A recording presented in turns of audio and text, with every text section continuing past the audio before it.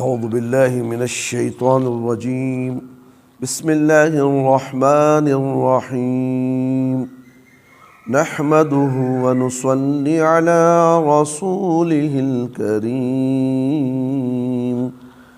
اما بعد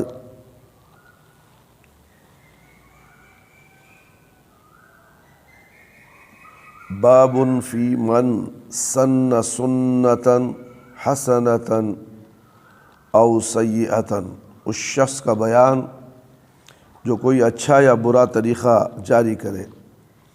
وقال اللہ تعالی والذین یقولون ربنا هب لنا من ازواجنا وذریاتنا قرۃ اعین واجعلنا للمتقین اماما۔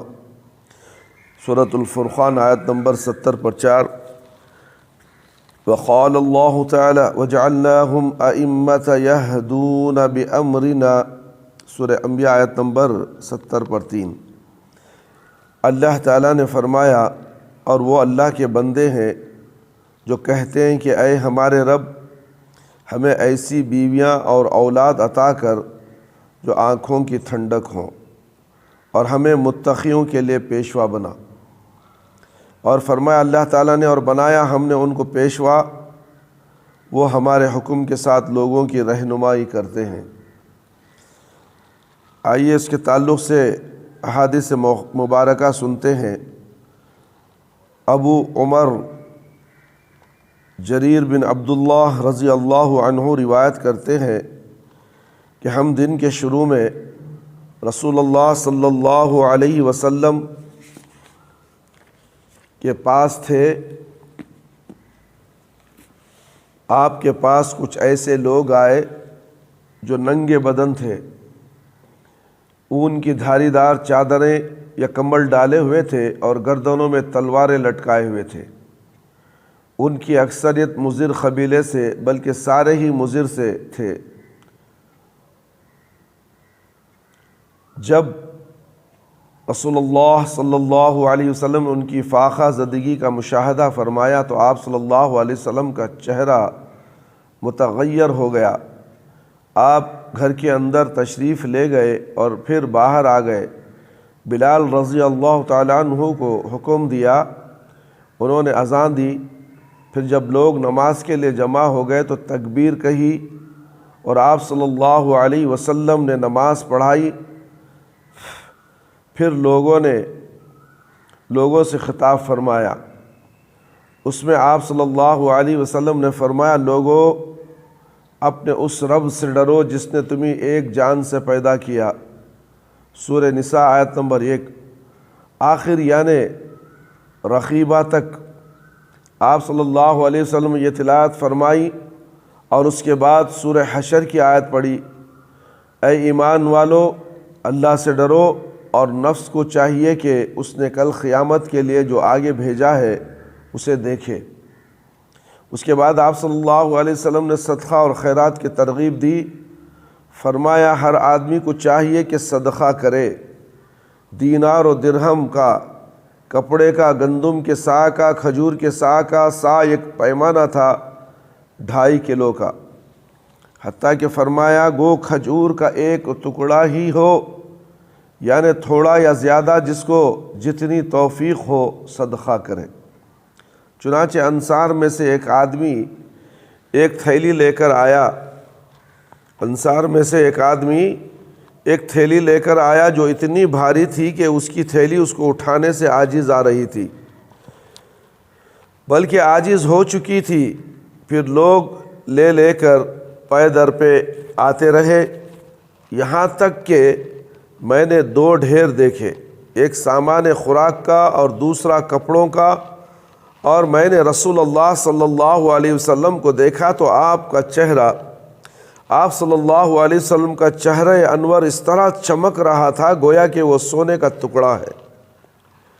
پھر رسول اللہ صلی اللہ علیہ وسلم نے فرمایا، جس نے اسلام میں کوئی اچھا طریقہ جاری کیا تو اس کے لیے اس کا اپنا اجر اور ان تمام لوگوں کا اجر ہوگا جو اس کے بعد اس پر عمل کریں گے۔ بغیر اس کے ان کے اجروں میں کوئی کمی کی جائے، اور جس نے اسلام میں کوئی برا طریقہ جاری کیا تو اس پر اس کے گناہ کا بوجھ اور ان تمام لوگوں کے گناہ کا بوجھ ہوگا جو اس پر اس کے بعد عمل کریں گے، بغیر اس کے کہ ان کے گناہوں کے بوجھ میں کوئی کمی کی جائے۔ یہ مسلم کی روایت ہے۔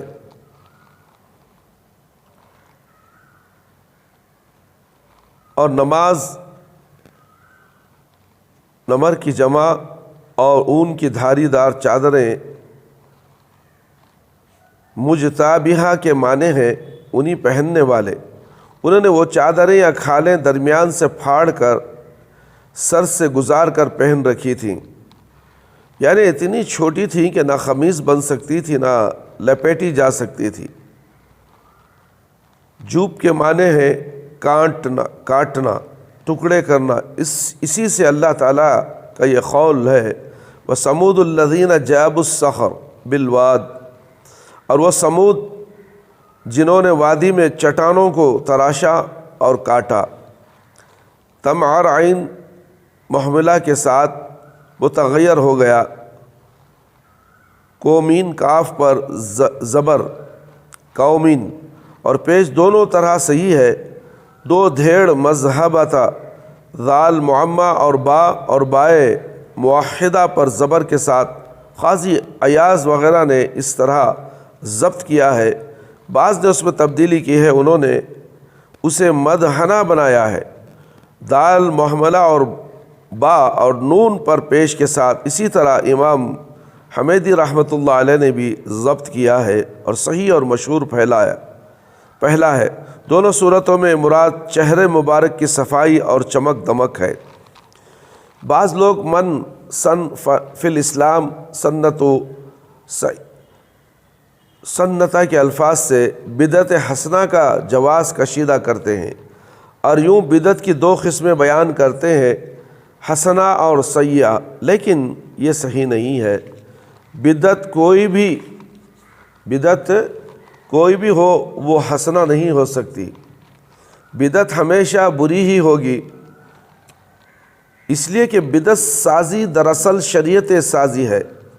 بدعت سازی دراصل شریعت سازی ہے، جس کا حق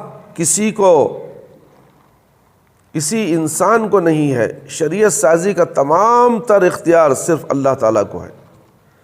شریعت کا تمام تر اختیار صرف اللہ رب العالمین کو حاصل ہے۔ یہ حق ہے، یہ حق اللہ نے پیغمبروں کو بھی نہیں دیا ہے، چاہے جائے کہ کسی صاحب قبا و جبہ کو یہ حاصل ہو۔ اس لیے اس حدیث کا مطلب صرف یہ ہے، جو چیز اسلام میں مشروع اور جائز ہے اس پر عمل کرنے اور اسے فروغ دینے کے لیے جو شخص کوئی نیا طریقہ اختیار کرے گا جسے بعد میں دوسرے لوگ بھی اختیار کر لیں، تو اسے اپنے عمل حسن کا ثواب تو ملے گا ہی، اور ان لوگوں کا ثواب بھی ملے گا جو اس طریقے کو اختیار کر کے وہ عمل صالح کریں گے۔ لیکن جس چیز کا سرے سے کوئی ثبوت ہی شریعت میں نہ ہو، اس کا کوئی بھی طریقہ اختیار کیا جائے، وہ ہر صورت میں سیئہ ہے، وہ حسنہ نہیں ہو سکتا۔ حدیث کے جو دیگر فوائد ہیں وہ واضح ہیں۔ ابن مسعود رضی اللہ عنہ سے روایت ہے، نبی کریم صلی اللہ علیہ وسلم نے فرمایا، جو جان بھی ظلم سے قتل کی جائے تو آدم علیہ السلام کے پہلے بیٹے قابل پر اس کے خون ناحق کا ایک حصہ ہوگا، اس لیے کہ وہی وہ پہلا شخص ہے جس نے قتل ناحق کا طریقہ جاری کیا۔ اسے بخاری اور مسلم نے روایت کی ہے۔ اس سے اندازہ کیا جا سکتا ہے کہ خلاف شریعت اور برے کاموں کو پہل کرنا، جس کے بعد میں لوگ تقلید کریں، کتنا بڑا جرم ہے کہ قیامت تک اس کام کے کرنے کا گناہ اسے بھی ملتا رہے گا۔ اس لیے امن و سلامتی اسی میں ہے کہ انسان صرف اتباع کرے اور ابتداء سے اجتناب کرے، یعنی رسول اللہ صلی اللہ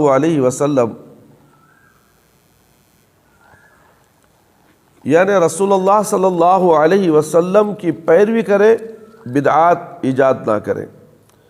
خیر کی طرف رہنمائی کرنے، ہدایت یا گمراہی کی طرف بلانے۔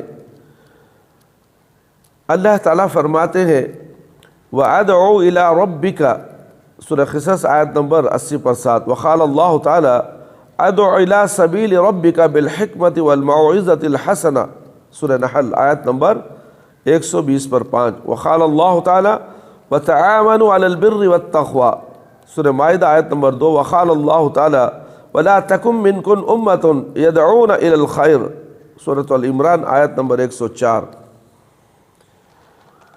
اللہ تعالیٰ نے فرمایا اپنے رب کی طرف بلاؤ۔ کس کی طرف بلاؤ؟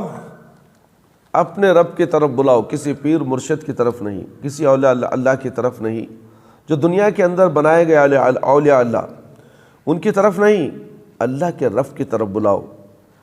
اور فرمایا اللہ تعالیٰ نے اپنے رب کے راستے کی طرف حکمت اور موعظہ حسنہ کے ذریعے سے بلاؤ، اور فرمایا نیکی اور تقویٰ پر ایک دوسرے سے مدد کرو، آپس میں تعاون کرو، اور فرمایا تم میں سے ایک گروہ ایسا ہونا چاہیے جو لوگوں کو خیر کی طرف بلائے، لوگوں کو خیر کی طرف بلائے۔ ابو مسعود عقبہ بن عمر انصاری بدری رضی اللہ تعالی عنہ سے روایت ہے، رسول اللہ صلی اللہ علیہ وسلم نے فرمایا جس نے کسی بھلائی پر رہنمائی کی تو اس کے لیے اس کے کرنے والے کے برابر اجر ہے۔ مسلم کی روایت ہے۔ اس میں یہ بات ہمیں سمجھ میں آ رہی ہے کہ نبی کریم صلی اللہ علیہ وسلم نے اس وقت یہ اشارہ فرمایا جب ایک شخص نے آپ سے سفر کے لیے سواری مانگی تو آپ صلی اللہ علیہ وسلم نے فرمایا میرے پاس تو سواری نہیں ہے۔ ایک شخص نے کہا میں اسے ایسا آدمی بتلاتا ہوں جو اسے سواری مہیا کر دے گا۔ چنانچہ آپ صلی اللہ علیہ وسلم نے بھلائی کی طرف رہنمائی کرنے کا مذکورہ اجر بیان فرمایا، جس سے دلالت علی الخیر کی ترغیب ملتی ہے، یعنی خیر کی طرف رہنمائی کرنا بھی باعث اجر ہے۔ یعنی ہمارے ہاتھ سے کچھ کام نہیں ہو رہا ہے، کچھ خیر کا، کوئی خیر کا کام کرنے والا جس کے پاس اتنی طاقت ہے، پیسہ ہے، ہر چیز مہیا ہے، تو ہمیں اس سے جا کر کہیں کہ دیکھو بھائی فلانے کے لیے آپ خیر کا کام کرو۔ اگر وہ کام کر دے گا تو آپ کے کہنے سے تو اللہ تعالیٰ اس کا اجر آپ کو بھی اتنا ہی دے گا جتنا اس نے خیر کیا۔ ابو ہریرہ رضی اللہ تعالیٰ عنہ سے روایت ہے کہ رسول اللہ صلی اللہ علیہ وسلم نے فرمایا جس نے کسی کو ہدایت کی طرف بلایا تو اس کو تمام لوگوں کے برابر اجر ملے گا جو اس کی پیروی کرنے والوں کو ملے گا، یہ ان کے اجروں سے کچھ کمی نہیں کرے گا۔ اور جو کسی کو کسی گمراہی کی طرف بلائے گا تو اس پر ان تمام لوگوں کے گناہ کا اتنا وبال بھی ہوگا جو اس کی پیروی کرنے والوں کو گناہ کرنے کا ہوگا، یہ ان کے گناہوں میں کچھ کمی نہیں کرے گا۔ مسلم کی روایت ہے دعوت دے بلائے کا مطلب ہے اپنے عمل یا قول سے دوسروں کو نیکی یا برائی کی ترغیب دے۔ اس سے بھی معلوم ہوا کہ نیکی یا برائی کا سبب اور ذریعہ بننے والا عند اللہ ماجور یا ماخوذ ہوگا، یعنی اللہ کے ہاں اسے اجر ملے گا یا سزا پائے گا، بلکہ نیکی کے ترغیب پر اضعافاً مضاعفہ کئی گناہ زیادہ اجر و ثواب کا مستحق، اور برائی اور ترغیب پر متعدد لوگوں کے گناہ کا بھی ذمہ دار ہوگا۔ ابو العاص سہل بن سعد سعدی رضی اللہ تعالیٰ عنہ سے روایت ہے رسول اللہ صلی اللہ علیہ وسلم نے فرمایا خیبر والے دن ارشاد فرمایا میں یہ جھنڈا کل ایسے آدمی کو دوں گا جس کے ہاتھوں پر اللہ تعالیٰ فتح عطا فرمائے گا، وہ اللہ اور اس کے رسول صلی اللہ علیہ وسلم سے اور اللہ اور اس کے رسول سے اس سے محبت کرتا ہے۔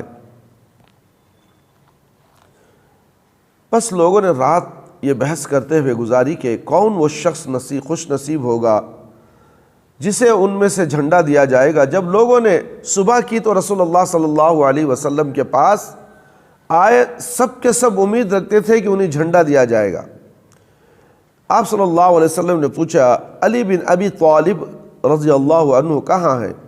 اللہ کے رسول صلی اللہ علیہ وسلم کو بتلایا گیا کہ ان کی آنکھیں دکھتی ہیں۔ آپ صلی اللہ علیہ وسلم نے فرمایا ان کی طرف پیغام بھیجو، چنانچہ وہ لائے گئے۔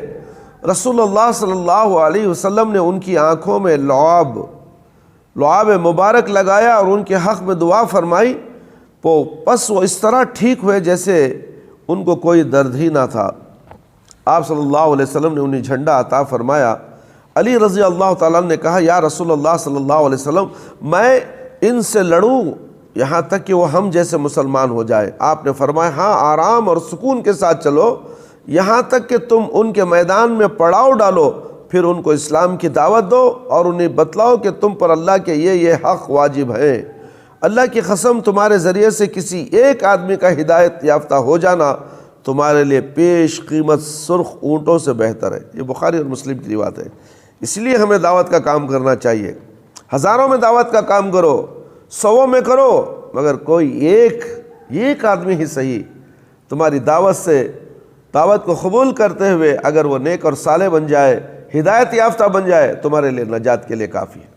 آیا سمجھ میں بات؟ یہ اس حدیث سے اس میں حضرت علی رضی اللہ تعالیٰ عنہ کی فضیلت اور نبی کریم صلی اللہ علیہ وسلم کے معجزے کے علاوہ جہاد کے طریقے کا بیان ہے کہ پہلے کافروں کو اسلام کی دعوت دی جائے، اگر اسے رد کر دے تو پھر جہاد کیا جائے۔ جہاد بھی ایسا عمل ہے کہ اگر اس کے ذریعے سے یا اس کے آغاز میں دعوت دینے سے کچھ لوگوں کو ہدایت نصیب ہو جائے تو جہاد میں شریک لوگوں کو نو مسلموں کے اعمال خیر کا اجر بھی ملے گا۔ انس رضی اللہ تعالیٰ عنہ بیان کرتے ہیں کہ اسلم قبیلے کے ایک نوجوان نے کہا یا رسول اللہ صلی اللہ علیہ وسلم میں جہاد کرنا چاہتا ہوں لیکن میرے پاس وہ سامان نہیں جس کے ساتھ میں جہاد کی تیاری کروں۔ آپ صلی اللہ علیہ وسلم نے فرمایا فلاں شخص کے پاس جاؤ، اس نے جہاد کی تیاری کی تھی لیکن وہ بیمار ہو گیا ہے، یعنی اس سے سامان جہاد لے لو۔ چنانچہ وہ نوجوان اس کے پاس گیا اور جا کر کہا یا رسول اللہ صلی اللہ علیہ وسلم تجھے سلام کہتے ہیں اور فرماتے ہیں کہ تم مجھے وہ سامان دے دو جس کے ساتھ تم نے جہاد کی تیاری کی ہے۔ اس شخص نے اپنی بیوی سے کہا اے فلانی اس کو وہ سامان دے دے جس کے ساتھ میں نے جہاد کی تیاری کی تھی، اور اس میں سے کوئی چیز مت روکنا، اللہ کی قسم تو اس میں سے کوئی چیز روک کر نہیں رکھے گی، پھر تمہارے لیے اس میں برکت ہو۔ یعنی سامان کا روکنا بے برکتی کا باعث ہوگا۔ اسے مسلم نے روایت کی ہے۔ اس حدیث سے ہمیں یہ پتہ چل رہا ہے کہ اس سے معلوم ہوا کہ کسی نیکی کے کام کے لیے انسان نے تیاری کی ہو لیکن بیماری اور عذر کی وجہ سے اس پر عمل کرنے سے وہ قاصر رہے تو وہی ساز و سامان اگر وہ کسی اور کو دے دے گا تو وہ بھی اس کے ساتھ عمل خیر یا اجر جہاد میں برابر کا شریک رہے گا۔ اللہ کے راستے میں خرچ کرنے کے بجائے مال کو اپنے پاس روکے رکھنا بے برکتی اور اللہ کی ناراضگی کا باعث ہے۔ اللہ تعالیٰ سے دعا ہے کہ اللہ تعالیٰ مجھے اور آپ تمام کو ان تمام قرآن اور حدیث کی باتیں سن کر اس پر ہم سب کو عمل کرنے کی اللہ توفیق عطا فرمائے۔ اللہ تعالیٰ میرے اور آپ کے صغیرہ کبیرہ گناہوں کی مغفرت فرما دے۔ اللہ تعالیٰ ہم سب کو 5 وقتہ نمازی بنا دے، وقت پر نماز پڑھنے والا بنا دے۔ ہماری نمازوں میں خشوع اور خضوع عطا فرما، ہماری جائز دعاؤں کو قبول فرما لے۔ اے اللہ شرک سے بچا لے، بدعت سے بچا لے۔ اے اللہ ہم سب کو صراط مستقیم پر چلا دے۔ اے اللہ قبر کے عذاب سے بچا لے، جہنم کی آگ سے بچا لے، قبر کے سوالات بالکل آسان فرما دے، قبر کی تاریکی کو روشنی میں بدل دے، میدان حشر میں رسوائی سے بچا لے۔ اے اللہ ہمیں موت دے تو ایمان کی حالت میں موت دے، جب ہماری روح ہمارے جسم سے نکلے تو اے اللہ ہماری زبان پر کلمہ لا الہ الا اللہ محمد الرسول اللہ جاری رہے۔ ربنا آتنا في الدنيا حسنة وفي الآخرة حسنة وقنا عذاب النار ربنا ظلمنا أنفسنا وإن لم تغفر لنا وترحمنا لنكونن من الخاسرين ربنا هب لنا من أزواجنا وذرياتنا قرة أعين واجعلنا للمتقين إماما رب هب لي من الصالحين ربنا لا تزغ قلوبنا بعد إذ هديتنا وهب لنا من لدنك رحمة إنك أنت الوهاب ربنا تقبل منا إنك أنت السميع العليم وتب علينا إنك أنت التواب الرحيم سبحان ربك رب العزة عما يصفون وسلام على المرسلين والحمد لله رب العالمين يا حي يا قيوم برحمتك أستغيث